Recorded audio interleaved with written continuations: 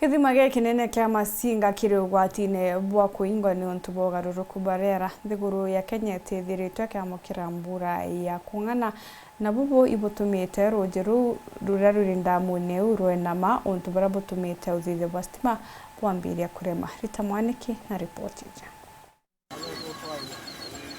Cabinet Secretary wa Energy bururi-ri niwe David CHIRCHIR ni ugite kuri na ubotekekanu wa kuvinga MASINGA Dam kumana na unyiviriru wa mai ndemuri ino. MASINGA Dam niyo igagira ndemu icio ciingi ire mwena wa itherero mai ma kuthondeka thitima ni kambuni ya KenGen. So when you don't have enough water, what basically that means is we'll not be able to generate. What we might be doing in a short while might be, if it gets worse, we'll be closing MASINGA, which is a 40 megawatt generation. But MASINGA is used as a reservoir to hold water for the downstream generation. So if we have to close MASINGA, I guess what the engineers will do is to push all the water down to the cascades to support the generation downstream. Akiaria ari mwana wa Kamburu vuva ya gucerera the Seven Forks Dams, CHIRCHIR arauga unyiviriru uyu wa mai thiini wa ndemu cionthe ni kumana na wagi wa mbura mbiganu vari miaka 5 mivituku.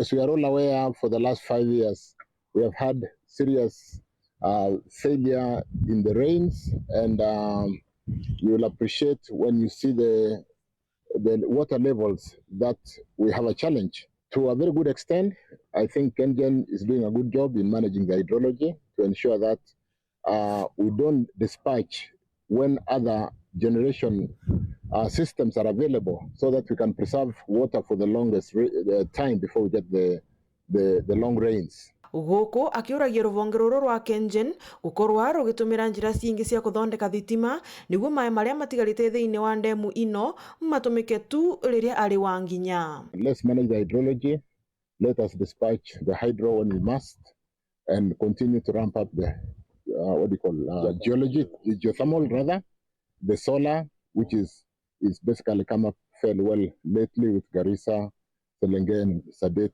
in the North Rift. Let us push the wind generation. CHIRCHIR ni urakanyiriria vata ya kumenyera maria maturigiciritie niguo mbura ivote gucokerera na wingi miena ngurani ya bururi. With the climate change, you basically realize that unless we work on the reforestation of our catchments, unless we work on the climate change issues, so that we can go back to the old days when we used to have good hydrology. Generation by hydro may not really present a future for us, but certainly you are aware of the 15 billion program, which is personally run by the president, to ensure that we grow some 15 billion trees in 10 years. Ngiripotera Wero TV kuma kaunti ya Embu, mbitagwa Rita Mwaniki wa Musiri.